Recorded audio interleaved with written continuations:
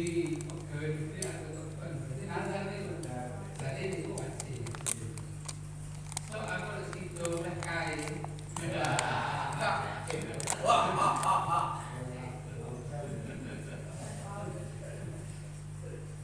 Korban yang dinazari semua harus disedekahkan kepada orang penerima yang statusnya fakir miskin dalam keadaan mentah.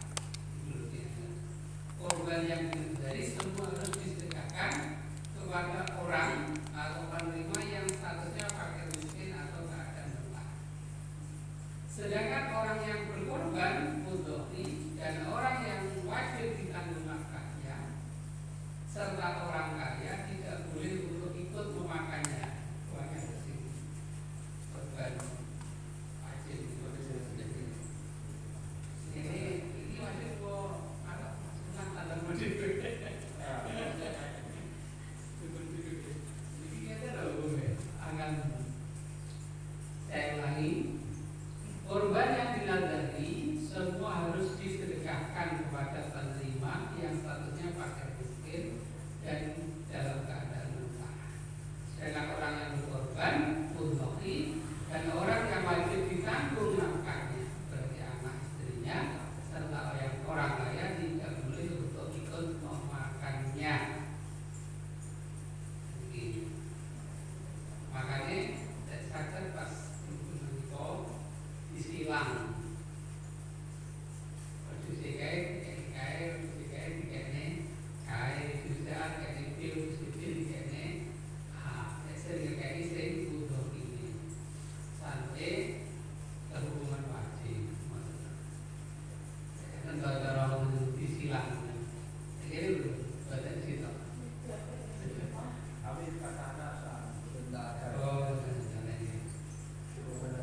jika orang yang korban ikut memakan sebagian dari korban nazar, maka ia wajib mengganti daging yang dimakan tersebut. Ternyata dia makan 1 kilo, itu 1 kilo.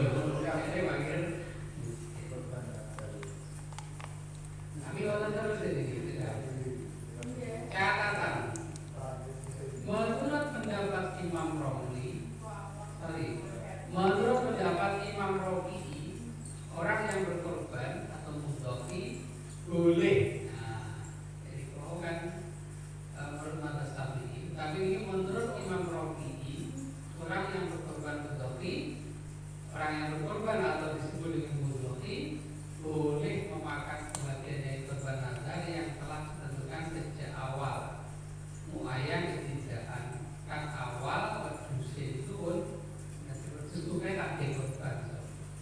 Cilik tak cilik kita openi atau tak ada korban itu oleh. Tapi menurut Imam Rafi'i, kodenya tadi itu biasanya khilaf itu ya perbedaan pendapat para ulama. Ya, ini sedikit kalau salah kita. Sedangkan apabila berupa korban sunnah, maka dianjurkan orang yang korban itu mengambil beberapa potong daging khususnya haji.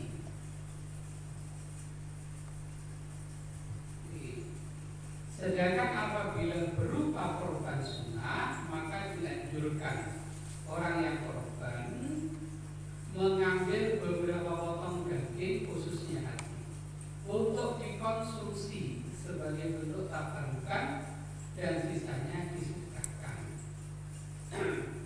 Dan bisa juga daging korban sunnah itu dibagi 3 bagian. Misalnya oleh 30 kilo ada 30 kilo kan 15. Dan bisa juga daging korban sunnah dibagi 3 bagian.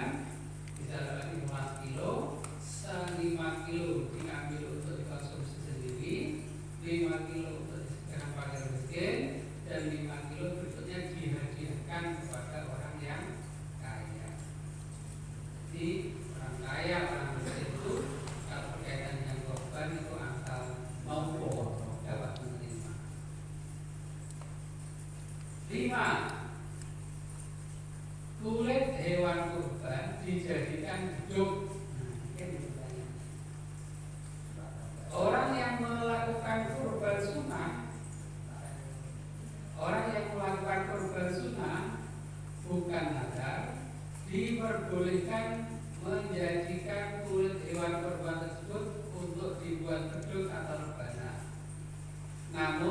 bagi panitia harus minta izin kepada mudhokinya, kepada orang yang berkorban terlebih dahulu. Boleh, tetapi harus minta izin. Sedangkan jika korban wajib, maka orang yang korban tidak boleh menjadikan kulitnya dibuat beduk, rebana, bahkan waktu semuanya dikatakan kepada fakir dan miskin. Jadi antara sing wajib kali sing sunnah. Itu sunnah. Jadi dari bagianmu kita tolong termasuk kulitnya, kulitmu kita gawe beduknya kecil, beduknya langgar piye oleh, silakan dipakai. Intinya pokoknya minta izin kepada mudhokinya, kepada yang korban. Jika antara korban dan akikah sama-sama sunnah, di nomor 6, utama mana akikah atau korban. Jika antara korban dan akikah sama-sama sunnah, maka yang utama adalah korban, dan tidak disyaratkan orang yang korban harus sudah berakikah terlebih dahulu. Aku disi orang diakikoi, aku oleh korban apa ora? Oleh, silakan berkorban lebih dahulu, tidak apa-apa meskipun belum diakikoi. Kira-kira kalau dia jauh jangan tak mau jangan diakikoi. Gitu. Kira-kira ya sembarangan.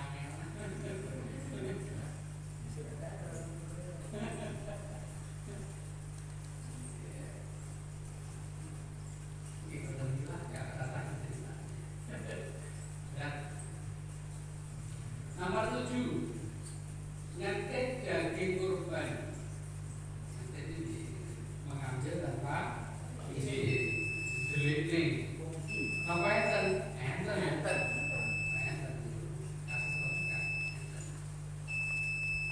Bagi wakil orang yang berkorban atau panitia tidak boleh mengambil daging kurban kecuali ada izin dari mudhoki atau orang yang berkorban, baik secara nutri ucapan atau urfi kebiasaan.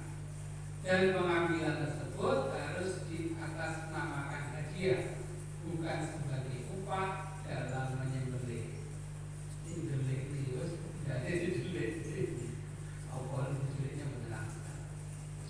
Dan bagi selain panitia atau relawan tidak boleh mengambil daging kurban sebelum diberi oleh panitia atau ngetik walaupun hanya sedikit.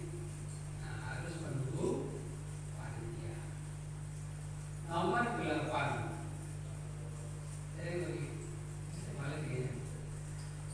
Status panitia kurban. Panitia yang dipasrai oleh mudhoki atau orang yang berkorban untuk menyembelih hewan kurban dan membagikannya, maka panitia tersebut berstatus sebagai wakilnya mudhoki, wakilnya orang yang berkorban. Sebaiknya bagi mudhoki ketika memberikan hewan kurban dengan cara dipasrahkan kepada panitia yang bertugas. Dipasrah nih, itu enek pasrahi. Nomor 9, memasak daging kurban. Itu semua benar. Menurut saya, kira-kira itu usul. Jika ini terus dimasak, kayaknya ditutup lewat itu begitu. Jadi hukumnya begini. Jadi dilakukan kesehatan. Bagi panitia diperbolehkan memasak sebagian daging kurban jika umumnya mudhoki atau orang berkorban itu merelakan. Umumnya oleh dimasak isi berarti biasanya kan ya. Dan seberapa kadar yang diambil bisa disesuaikan dengan adat kebiasaan ataupun pada desa tersebut, asalkan tidak bertentangan dengan syariat yang mengatur ibadah kurban. Namun akan lebih memudahkan bagi panitia sebelumnya ditentukan dulu berapa kadar yang diambil untuk dimasak dan yang lainnya sesuai dengan yang diizinkan oleh mudhoki saat memasrahkan hewan kurban. Biasanya mulai. Jadi soalnya biasanya soal itu kalau dimasak di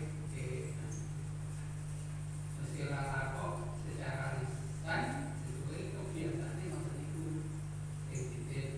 tapi udah di mati boleh. Misalnya itu ada terus di mana itu paling yo rapat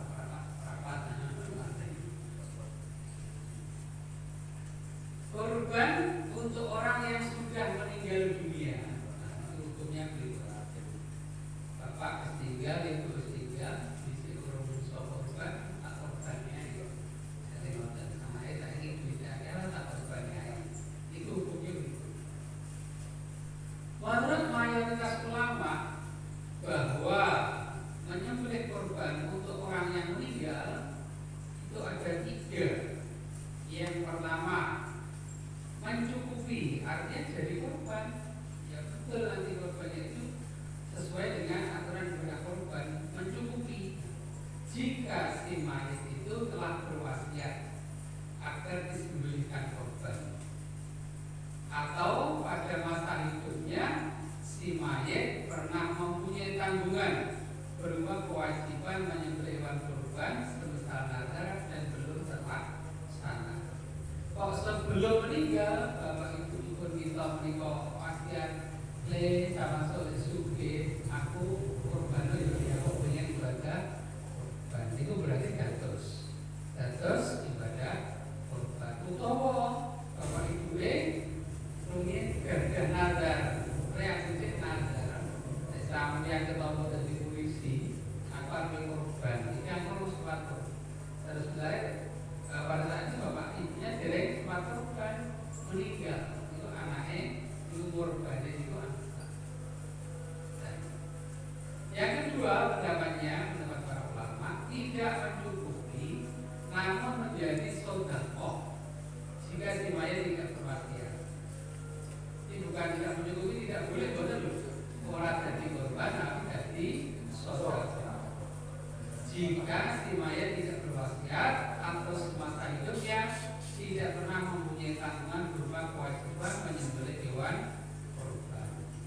Nah, yang terakhir, namun menurut Imam Abdul Hasan Al-Ubaidi, walaupun tidak berwasiat pada masa hidupnya, tidak pernah mempunyai tanggungan berkewajiban menyembelih kurban, tetap menjadi korban bagi si mayit.